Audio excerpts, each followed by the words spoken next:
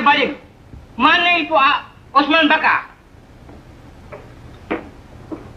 Oh. Di sini ada beristirahat ya?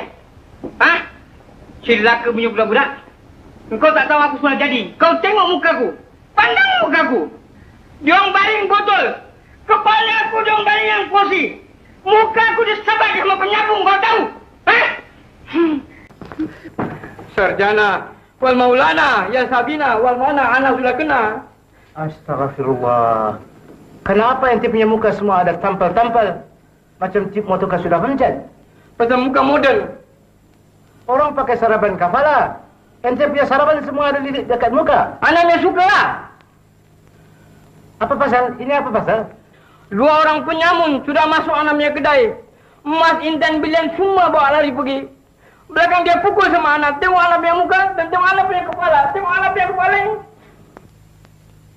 Banyak kasihan, kasihan.